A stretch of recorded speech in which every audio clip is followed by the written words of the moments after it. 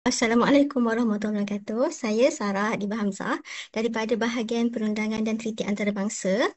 Hari ini saya akan bentangkan tentang Akta Orang Kurang Upaya 2008 dan juga penggunaannya dalam melindungi hak OKU melalui sistem keadilan. Okay. Slide pertama saya ni ada logo Suakam berbentuk tiga segi berwarna kuning, oranye dan juga biru. Okey, pada hari ini fokus pembentangan adalah melibatkan tujuh perkara. Perkara pertama adalah proses umum yang terlibat dalam mendapatkan keadilan. Kemudian saya akan bintangkan tentang jenis sistem keadilan, hierarki mahkamah, cabaran dalam sistem keadilan, hak OKU dalam sistem keadilan. Kemudian barulah kita akan masuk kepada topik utama iaitu penerangan tentang Akta OKU 2008 serta situasi ramalan yang mungkin berkaitan dengan Akta 2008 dan hak OKU dalam akta tersebut. Selepas tu kita akan bincangkan tentang peranan pemegang taruh termasuklah Suhakam. Okay. Saya proceed. Proses umum yang terlibat dalam mendapatkan keadilan, macam sebenarnya sistem keadilan ni terpakai pada semua orang yang sama sahaja. Jadi OKU juga mempunyai hak dan peluang yang sama bagi penyertaan penuh dalam masyarakat. OKU perlu diberikan akses secara saksama di bawah undang-undang negara. Tiada diskriminasi terhadap seseorang atas sebab ketidakupayaannya dan masyarakat perlu dah disedarkan bahawa OKU juga mempunyai hak dan peluang yang sama dalam undang-undang. Dekat Malaysia ni kita ada dua jenis sistem keadilan iaitu jenayah dan juga sivil. Dan ini pula saya sediakan hierarki mahkamah. Ada dua hierarki mahkamah iaitu mahkamah atasan yang terdiri daripada mahkamah persekutuan, mahkamah rayuan dan mahkamah tinggi. Mahkamah tinggi ni um, dia terbahagi mempunyai dua lagi iaitu Mahkamah Tinggi Malaya dan kemudian Mahkamah Tinggi Sabah dan Sarawak. Mahkamah bawahan pula terdiri daripada Mahkamah Session dan Mahkamah Magistrate. Jadi, untuk dapatkan keadilan, boleh kita pergi ke mahkamah-mahkamah ini. Tapi, macam uh, OKU tetap mempunyai cabaran tersendirilah untuk mendapatkan akses kepada sistem keadilan. Walaupun pada awal lagi saya cakap tadi, undang-undang yang sama terpakai kepada semua. Tapi sistem keadilan perlulah mengambil kira keterbatasan yang dihadapi oleh golongan OKU. Jadi, dalam mengambil kira keterbatasan yang dialami oleh OKU, perlulah ada keperluan khas yang berbeza, perlu disediakan keperluan khas yang berbeza mengikut kategori OKU. Kenapa perlu adanya kategori yang khas ni? Supaya OKU dapat menyertai dan memahami apa tu proses perundangan. Contoh, contohlah kan, kalau ini okey itu sendiri yang lebih faham sebenarnya. Saya cuma dapatkan daripada data-data lah. Contoh, OKU penglihatan perlukan dokumen dalam bentuk braille ataupun dalam bentuk yang boleh diakses, digital, large print atau audio. Manakala OKU pendengaran pula memerlukan jurubahasa isyarat Malaysia semasa siasatan dan juga perbicaraan. Selepas tu, kalau OKU pembelajaran pula perlu diberikan kefahaman agar mereka memahami sepenuhnya tindakan dan kesan tindakan tersebut. Okey, untuk berikan semua ni, kaki tangan kehakiman, polis, pegawai penyiasat perlulah dapatkan latihan ketidakupayaan supaya dia boleh faham situasi yang OKU alami. Selain daripada isu-isu seperti dokumen dan juga semua ni, perkara yang menjadi asas pencabaran kepada OKU juga adalah cabaran untuk masuk sendiri ke bangunan tersendiri seperti balai polis, penjara, lokap dan mahkamah. Sebenarnya saya faham um, untuk mendapatkan untuk menegakkan untuk membawa sesuatu isu tu ke pihak atasan memang sangat kadang-kadang menakutkan. Saya sendiri pun takut kalau nak pergi ke balai polis. Tapi dengan adanya support sistem yang baik dan ramai dan juga pemahaman yang jelas, kita akan cuba untuk terus menuntut keadilan kita lah, menuntut hak kita. Okay, kejap ni. Seterusnya, okay, dalam hak OKU dan sistem keadilan, OKU mempunyai hak untuk mendapatkan keadilan sama rata tanpa diskriminasi menurut perkara 5 Perlembagaan Persekutuan. Perkara 5 tadi macam yang Puan Nazira cerita tadi melibatkan tentang kebebasan diri. Sekarang, walaupun perkara 8 iaitu melibatkan bersama sama rata masih lagi belum menyertakan perkataan ketidakupayaan, tapi kita masih boleh menggunakan perkara 5 untuk menuntut kebebasan diri tanpa diskriminasi. Okay, pada tahun 2019, Suhakam dimaklumkan bahawa PDRM sebenarnya dia dah bangunkan garis panduan untuk pengurusan penyiasatan melibatkan OKU autism, sindrom Down dan juga palsi cerebrum. Garis panduan ni dia bertujuan untuk menjadikan proses penyiasatan lebih berkesan dan menampung orang OKU, meminimalkan, mengurangkan kesilapan dalam mengendalikan kes melibatkan OKU, Down syndrome, autism dan palsi cerebrum. Garis panduan ini juga cuba untuk membantu anggota polis supaya dapat bertindak balas dengan baiknya mengikut jenis kecacatan tertentu. Masuklah arahan tentang integrasi, interaksi, komunikasi dan prosedur yang betul untuk menahan dan menangkap. Suhakam juga ada bekerjasama dengan PDRM pada tahun 2022 dan menerbitkan modul hak asasi manusia untuk PDRM. Dan dalam modul tersebut, modul ni dia macam latihan lah cara untuk buat perkara. Dia macam mengajar cara, bukan mengajar lah, meletakkan garis panduan hak asasi manusia. Dan prinsip asas yang ditekankan dalam modul tersebut adalah selaras dengan piawaian hak asasi manusia mengikut 4 akronim iaitu PLAN, Plan, Proportionality, Legality, Accountability dan Necessity.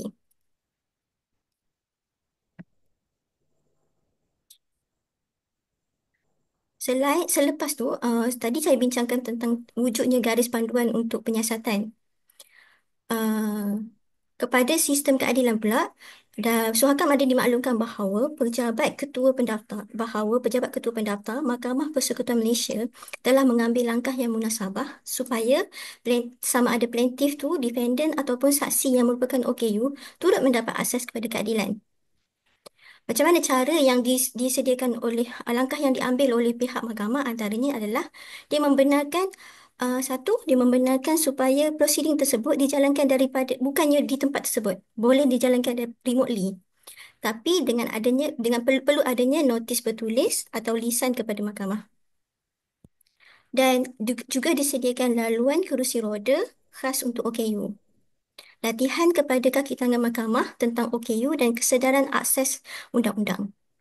Okey, manakala untuk penyediaan jurubahasa isyarat pula, dia ada dua approach. Satu, kalau kes sivil, mahkamah akan sediakan senarai jurubahasa isyarat Malaysia yang layak kepada pihak-pihak plaintiff dan defendant.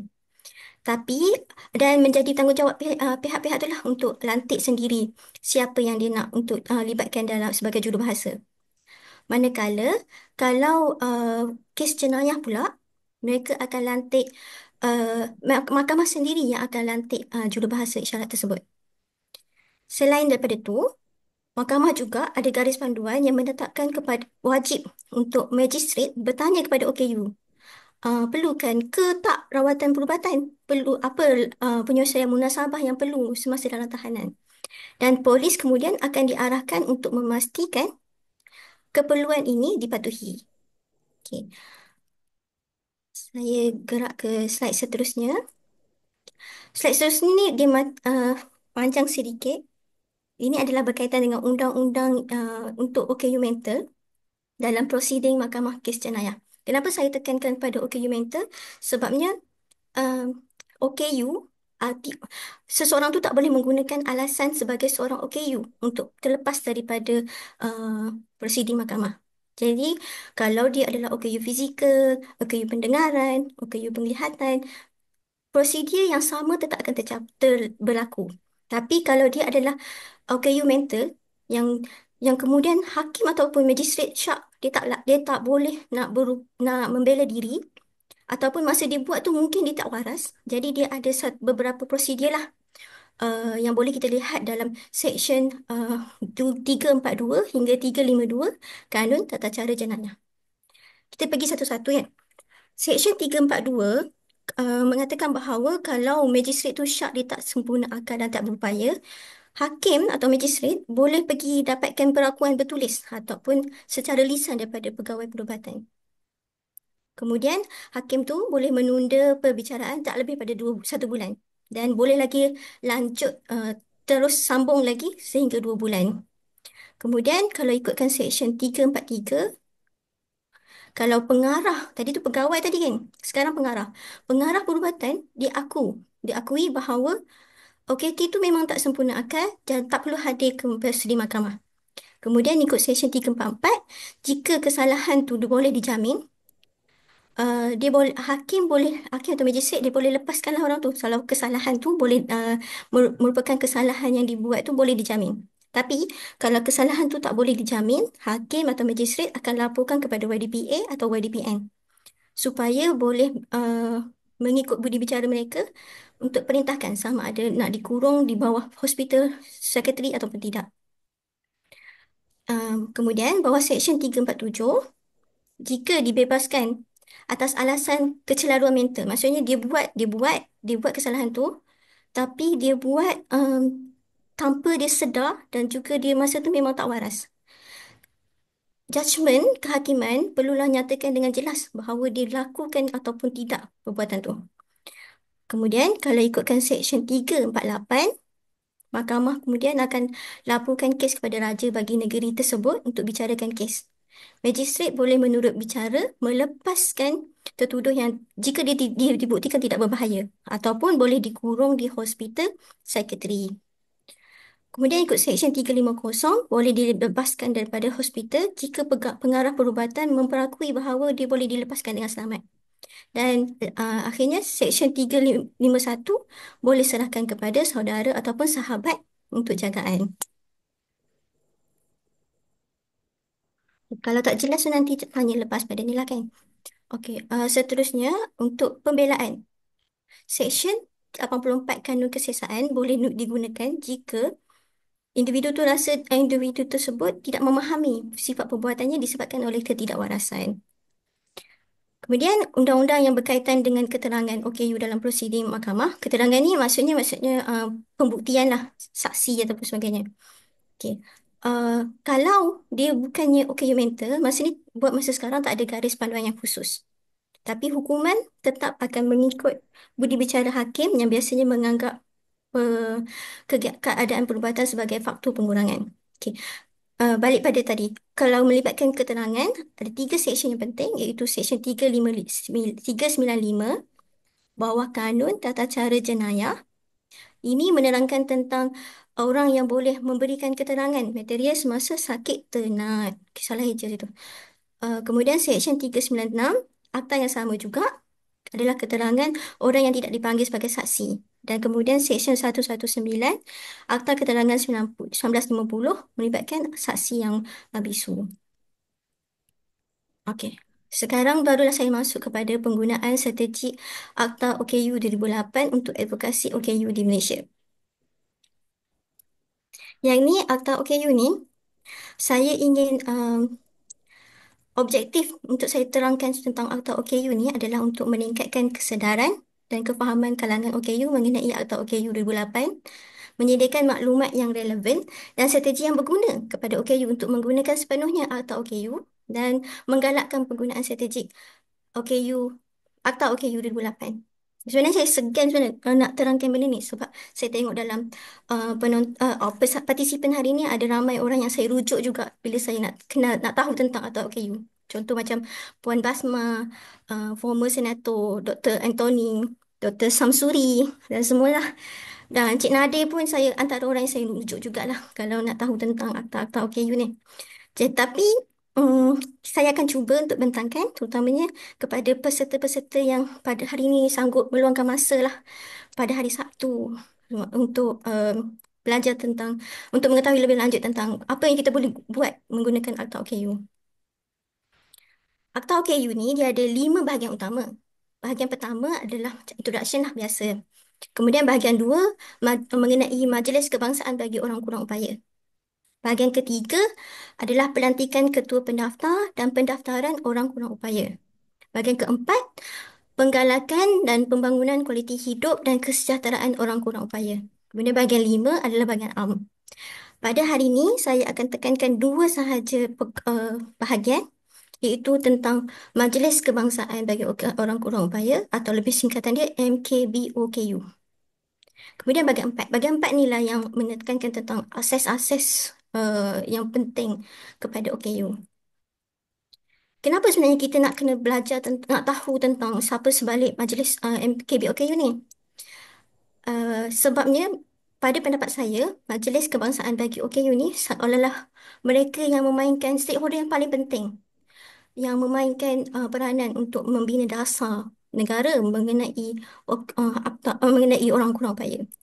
So, di sebalik Majlis Kebangsaan ni, adanya Menteri KPWKM sebagai pengerusi, kemudian ada timbalan pengerusi dia, Ketua Setiausaha KPWKM, ahli terdiri daripada Peguam Negara Malaysia, Ketua Setiausaha Kementerian Kewangan, Ketua Setiausaha Kementerian Pengangkutan, Ketua Setiausaha Kementerian Sumber Manusia, Ketua Pengarah Pendidikan, Ketua Pengarah Kesihatan, pengurusi Lembaga Pelesinan Kenderaan Perdagangan dan 10 orang, maksimum 10 orang pakar dalam isu OKU.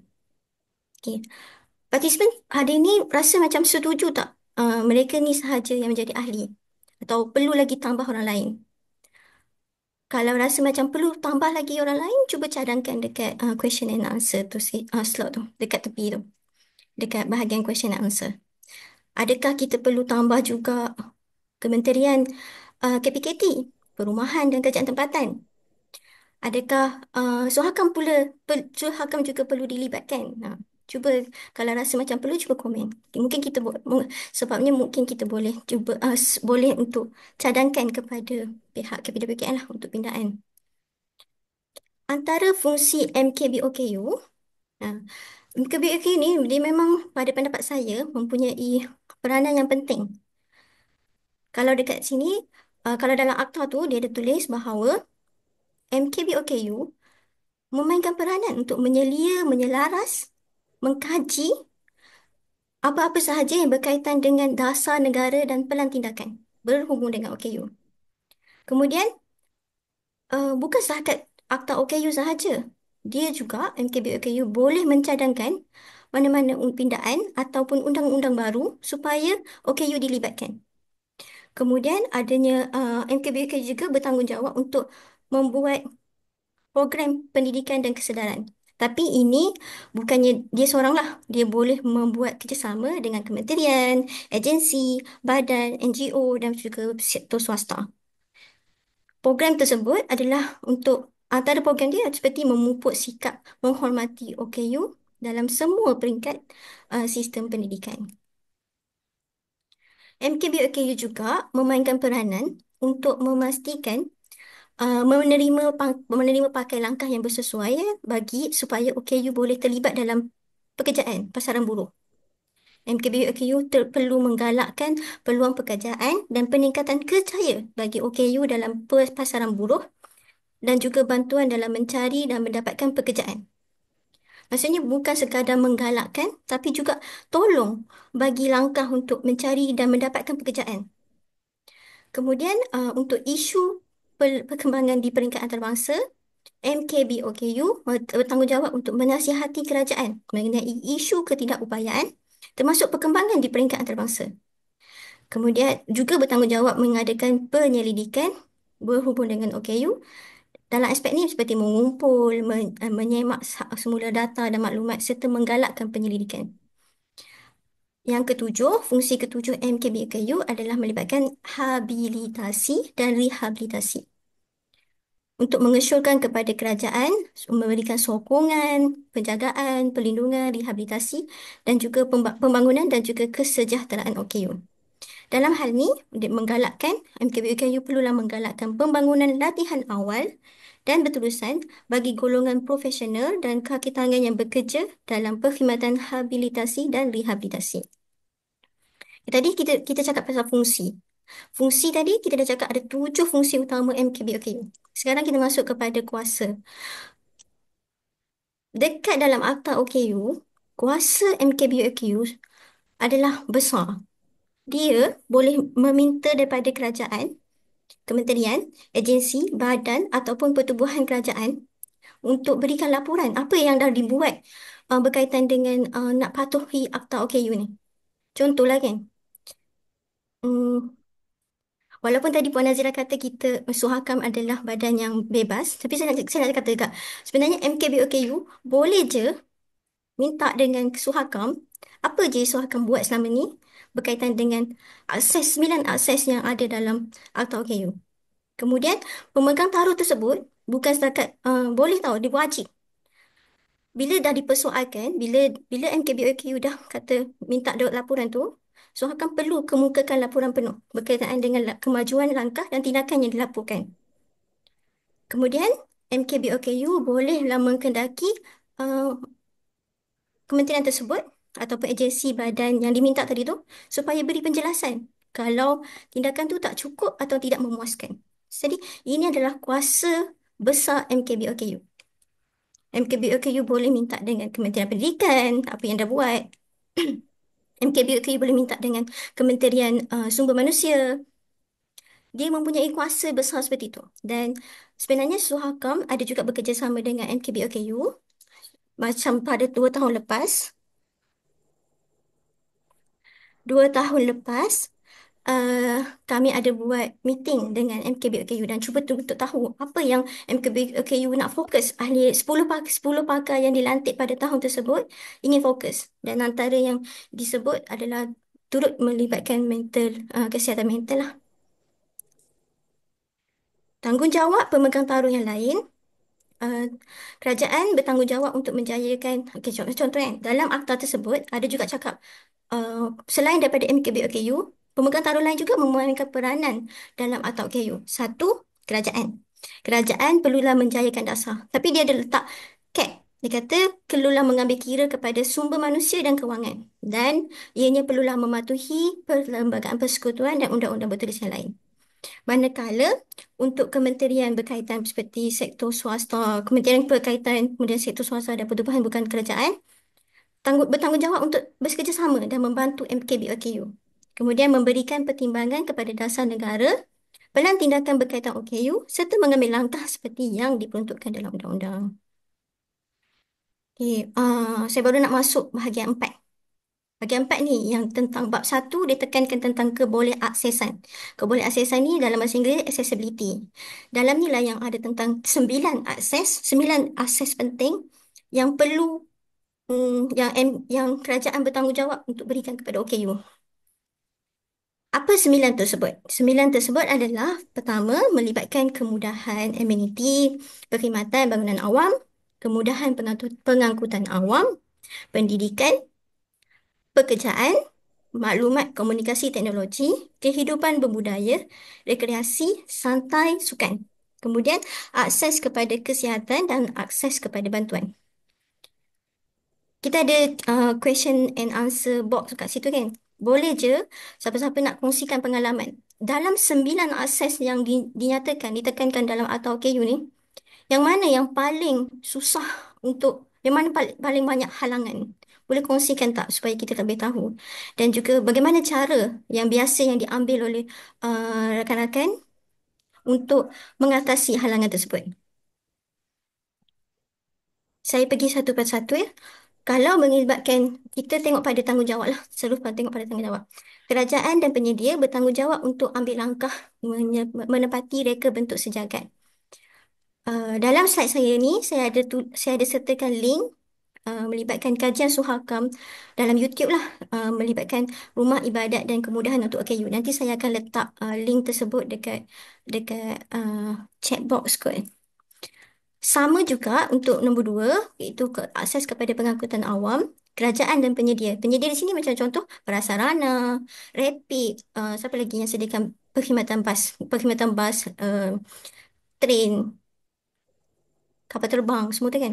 Hendaklah mengambil pertimbangan yang sesuai, mengambil langkah yang perlu agar menepati reka bentuk sejagat. Sama juga, kena menepati reka bentuk sejagat. Contoh macam menyediakan tempat yang rendah untuk naik tu, tekan book loceng tu pun supaya sesuai. Okay. Untuk pendidikan pula, kerajaan ini akses kepada pendidikan. Slide seterusnya, akses kepada pendidikan adalah menjadi tanggungjawab pada kerajaan dan juga penyedia pendidikan swasta. Maksudnya bukan institusi kerajaan sahaja, tapi mana-mana yang buka pendidikan swasta, yang buka tadika swasta, yang buka sekolah swasta, turut memainkan peranan untuk menyediakan penyesuaian munasabah untuk keperluan OKU. Apakah langkah penyesuaian munasabah? Contoh macam bahan-bahan pembelajaran tu dalam bentuk braille, skrip alternatif, cara dan format komunikasi, kemahiran orientasi dan mobility. Kemudian memudahkan sokongan rakan sebaya, mentor, memudahkan pembelajaran bahasa isyarat Malaysia, menggalakkan identiti linguistik komuniti orang pekak dan memastikan pendidikan orang buta, pekak dan pekak buta disampaikan dalam bahasa, kaedah dan cara komunikasi yang paling sesuai bagi individu. Dalam perkara ini, saya perasan bahawa banyak bahan buku kita sebenarnya dalam tulisan yang orang celik boleh guna, boleh baca. Jadi memang kita ada kekurangan dari sudut uh, bahan bacaan yang boleh diakses oleh OKU, terutamanya OKU penglihatan. Dan kalau saya sangat saya rasa sangat, walaupun Malaysia dah menjadi negara ahli kepada Marrakesh Treaty melibatkan buku ni, buku copyright semua tu, dan juga telah menyediakan memberi kelonggaran dalam copyright, tapi kita masih lagi kurang buku bahan bacaan. Jadi menjadi tanggungjawab kepada kita semualah untuk menyediakan kerajaan supaya menyediakan bahan-bahan pembelajaran tu dalam bentuk yang boleh diakses oleh OKU. Okay, kemudian untuk akses pada pekerjaan ni pula, dalam Akta OKU dia tekankan dua tanggungjawab. Dua pemegang taruh yang bertanggungjawab. Satu majikan, satu lagi MKB OKU. Majikan kat sini termasuklah kerajaan. Apa peranan kerajaan dan majikan untuk akses pada OKU? Dia adalah termasuk melindungi hak OKU mendapatkan suasana kerja yang adil, baik, termasuk peluang.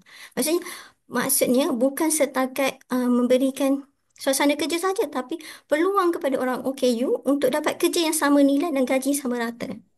Melindungi hak OKU mendapatkan suasana kerja yang selamat, sihat, perlindungan daripada gangguan dan memulihkan ketidakpuasan hati.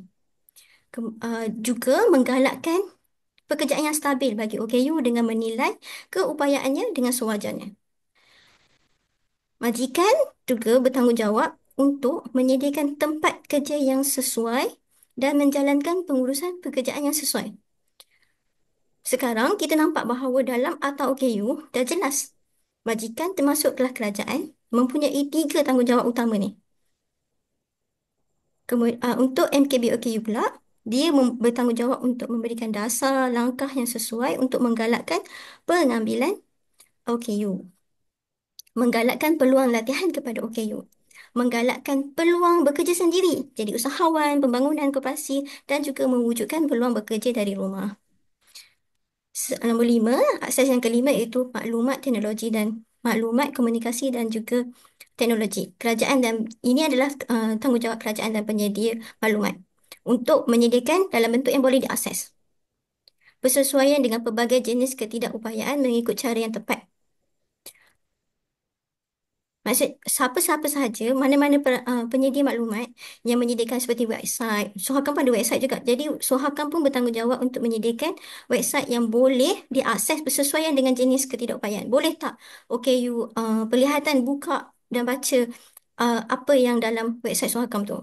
Boleh tak dia diterima oleh orang ramai? So, website tersebut hendaklah menerima dan memudahkan penggunaan. Ada juga penggunaan bahasa isyarat Malaysia, Braille, komunikasi. Sini saya tak augmentatif dan alternatif dan semua cara dan kaedah dan format komunikasi yang boleh diakses pilihan orang OKU dalam urusan rasmi.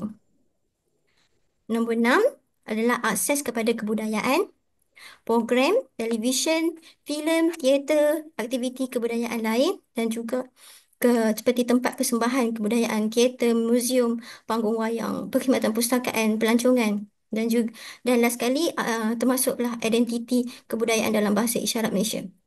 Ini adalah tanggungjawab dalam seksyen tersebut. Dia meletakkan tanggungjawab dia kepada tanggungjawab untuk penting adalah kepada MKBOQ untuk mengambil langkah yang sesuai, membolehkan OKU ini mendapat peluang untuk membangunkan dan menggunakan potensi kreatif, artistik dan intelek mereka. Untuk perkara ni, Suhakam ada pernah buat program yang masa tu sambut Hari OKU dekat panggung wayang. Masa tu kita jemput juga ahli majlis daripada PJ, dan antara yang kita jemput juga Mr. Wong dan juga Encik Hafiz Halim. Antara perkara yang penting yang saya dapat masa program tersebut, sebenarnya OKU mengalami juga kesukaran untuk masuk ke museum. Museum museum banyak yang macam kena masuk ke dalam tanpa ada akses untuk untuk OKU fizikal. Dan ini akan menyukarkan mereka untuk menghayati sejarah Malaysia itu sendiri bila mereka bila OKU tak dapat menikmati museum yang disediakan. Kemudian panggung wayang pun kepaksa kami cari panggung wayang yang agak elit lah. Dan perkhidmatan perpustakaan perlunya macam tadi saya cakap perlunya bahan bacaan yang lebih accessible. So kalau dekat sini kita nampak macam banyak tanggungjawab tu, tapi tanggungjawab tu banyak perkara yang masih lagi lacking untuk akses kepada akses OKU kepada bahan ni semua. Tapi kenapa kita letakkan dalam akta tanggungjawab tu kepada MKBOK saja? Mungkin kita perlu masukkan juga Kementerian Pelancongan, KPKT, sebab mereka juga menyediakan perkara-perkara ni kan untuk akses pada bangunan. Rekreasi, santai dan sukan. Ini pun dalam akta jatuh kepada tanggungjawab MKBOKU untuk menyediakan melibatkan sukan ni, sukan, rekreasi, memastikan OKU mempunyai akses rekreasi, samalah semua ni. Untuk MKBOKU bertanggungjawab untuk menggalakkan penyertaan kalau sukan ke tahap tertinggi. Yang ini macam tadi kita relate balik kepada fungsi MKBOKU. Walaupun dekat sini ditulis itu tanggungjawab adalah tanggungjawab terletak pada MKBOKU, tapi MKBOKU mempunyai kuasa untuk mendapatkan laporan daripada kementerian yang berkaitan. Contoh kalau sukan, siapa yang bertanggungjawab? Kementerian Belia dan Sukan. So, MKBOKU mempunyai tanggungjawab dan mempunyai kuasa untuk bertanya kepada Kementerian Belia dan Sukan setahap bagaimana mereka menggalakkan penyertaan.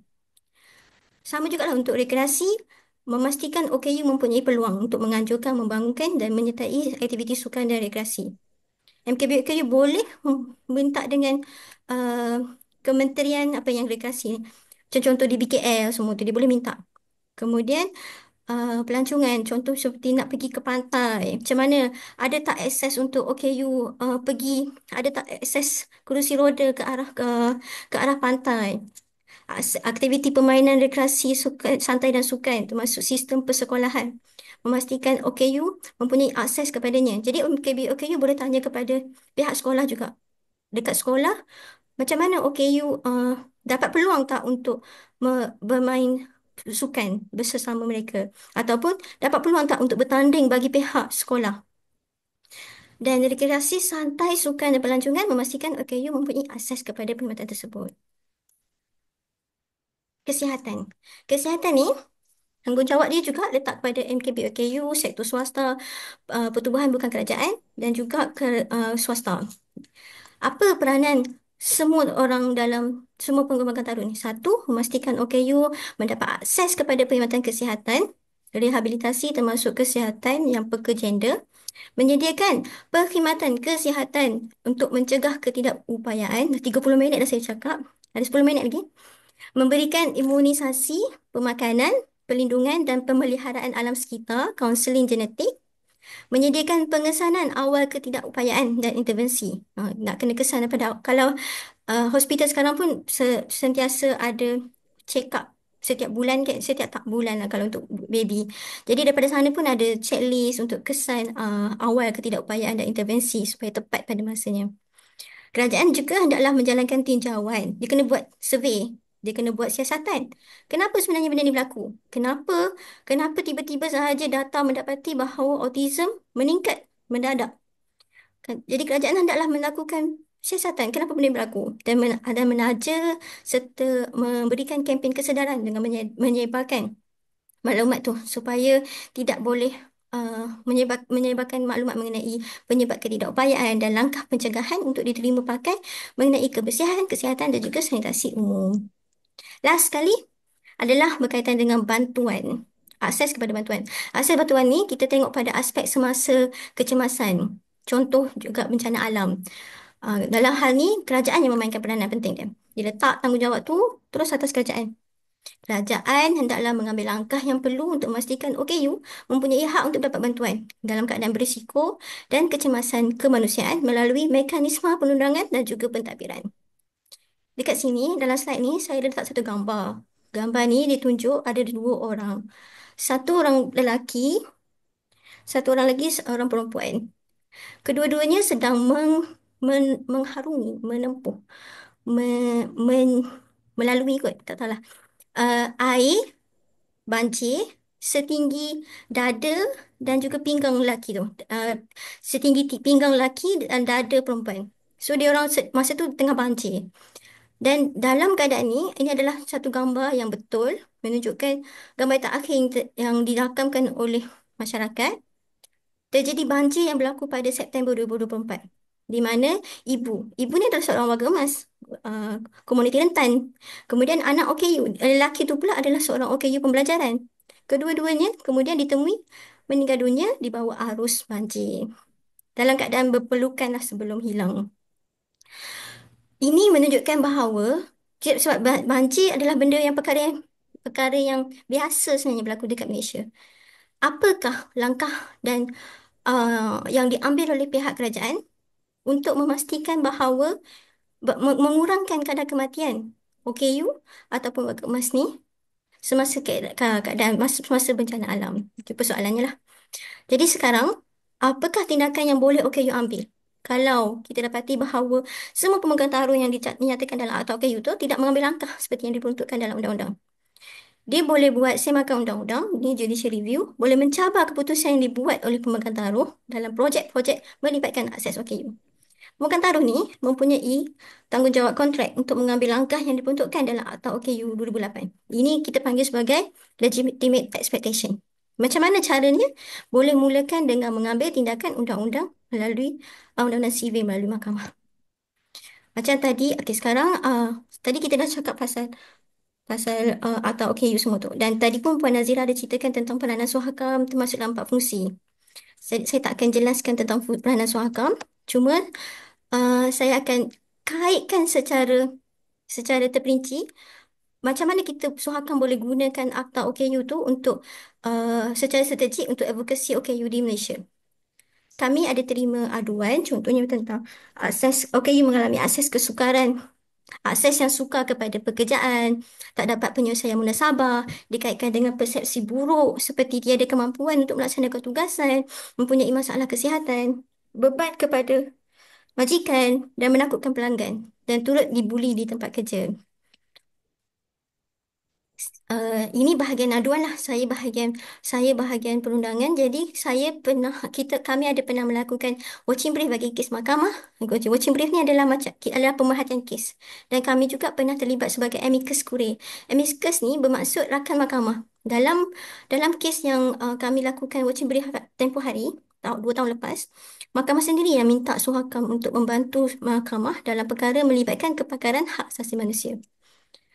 Ini adalah contoh watching brief, pemerhatian kes yang Suhakam melakukan melibatkan kanak-kanak pelajar OKU autism. Kes tu adalah Muhammad Adam Yusof Abdul Hafiz. Defendant pula adalah Sekolah Menengah Pendidikan Khas Vocational Section 17 Shah Alam. Kes ni melibatkan OKU autism. Dalam kes ni, plaintiff dituntut bahawa defendant kat sini sekolah tadi lah, gagal untuk bertindak secara munasabah menyebabkan plaintiff menjadi mangsa serangan fizikal, lisan semasa berada di sekolah. Dan juga dikatakan bahawa dituntut juga bahawa defendant gagal untuk sediakan pendidikan seperti mana yang dinyatakan dalam program pendidikan kebangsaan menggunakan standard yang munasabah dan sesuai untuk keperluan plaintiff. Dalam kes ni, apa yang dapat suhakan perhatikan bahawa uh, keperluan khas yang turut disediakan kepada plaintiff. Sebab OKU, plaintiff merupakan OKU pembelajaran. Jadi, keperluan khas yang diberikan oleh mahkamah pada ketika itu, semasa proceeding adalah ibu plaintiff telah memberikan keterangan bagi pihak plaintiff. Kerana mahkamah berpendapat bahawa plaintiff tak boleh memahami soalan yang dikemukakan. Dan perkara ini sebenarnya termaktub dalam Seksyen 118 Akta Keterangan 1950. Apakah pendirian Suhakam dalam kes ni? Suhakam ada menghantar satu dokumen menyatakan tentang pendirian Suhakam tentang kes ni. Suhakam mengatakan bahawa selaku negara ahli kepada CRPD yang Puan Nazira terangkan tadi dan juga Konvensyen mengenai hak kanak-kanak CRC, Malaysia perlulah memastikan agar kanak-kanak OKU turut mendapat akses yang berkesan dan menerima pendidikan. Dalam hal ini, Suhakan berpendapat bahawa pihak sekolah mempunyai tanggungjawab untuk memastikan pelaksanaan pelajaran khas mengikut rancangan pendidikan RPI berpandukan Seksyen 40, 41 Akta Pendidikan 1996. Dan ini adalah sebenarnya senada, seia dengan Seksyen 28 Akta 2000 Akta Seksyen 28 Akta OKU 2008 yang memperakui bahawa kanak-kanak berkeperluan khas, murid berkeperluan khas perlu diberi sokongan untuk membantu mereka mencapai penglibatan penuh dan kesamarataan dalam pendidikan. Tapi sedihnya dalam kes ni, mahkamah tidak memihak kepada plaintiff. Mahkamah memihak kepada defendant dan kes ni sekarang dalam proses rayuan di Mahkamah Rayuan dan akan di case management pada April nanti. Seterusnya, saya ingin memetik tentang pentingnya bila kita dah bawa. Sekarang tadi saya kata tentang atau itu kita perlu menggunakan sepenuhnya. Tapi tak bolehlah. Kita memang mungkin kita rasa macam kita dah pandai, dah boleh buat semua ni ataupun rasa macam mahal peguam tu. Tapi sebenarnya penting ada representasi peguam. Kenapa? Dalam kes Safarizal Muhammad dengan Tan Sri Zulkarnain Awang, kes ni melibatkan Safarizal ni seorang guru sandaran terlatih siswazah. Dia telah ditangguhkan pengesahan jawatan. Sebabnya atas alasan masih lagi dalam pemerhatian psikologi dan juga kaunseling. Isu yang dibawa ke depan mahkamah adalah adakah defendant menafikan hak plaintiff untuk mendapat pada akses pekerjaan seperti dalam Akta OKU 2008. Malangnya pada masa tu plaintiff tu dia tak diwakili oleh mana-mana peguam dan masa peguam mahkamah tinggi, semasa di mahkamah tinggi pula dia tidak declare dia adalah OKU yang berdaftar seperti yang peruntukkan dalam Akta OKU 2008. Jadi tuntutan daripada dia kemudiannya membawa tuntutan bahawa dia dinafikan akses kepada pekerjaan. Mahkamah Rayuan kemudian putuskan bahawa disebabkan dia tak declare awal-awal, dia tak boleh membangkitkan isu tersebut atas prinsip res judicata. Apa tu res judicata? Res judicata ni adalah satu doktrin undang-undang yang menghalang daripada mana-mana pihak untuk membuka semula pertikaian yang telah diputuskan oleh mahkamah. Sebab tadi mahkamah tinggi dah putuskan dah. Uh, ini bukannya kes sebab dia tak declare awal-awal kan. So ini bermaksud bahawa bila dia cuba lagi bawa isu yang sama, tak boleh lagi lah. Ini dia terhalang dengan doktrin res judicata. Tadi saya cakap pasal aduan, watching brief, kepentingan representasi peguam dan kemudian apa lagi peranan suakam yang last kali ni adalah berkaitan dengan macam tadi yang Puan Nazira cerita, kita ada buat program seharian menjadi VIP. VIP di sini bermaksud visually impact person.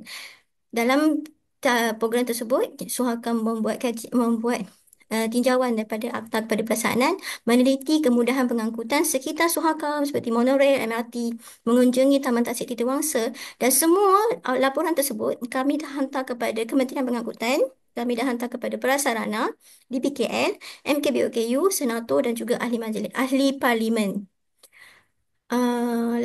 Susulan daripada program tersebut, kami ada buat meeting dengan DBKL dan DBKL juga ada menyatakan bahawa kemudian selepas pada meeting tersebut, mereka terus buat audit accessibility dekat Taman Tasik Titiwangsa.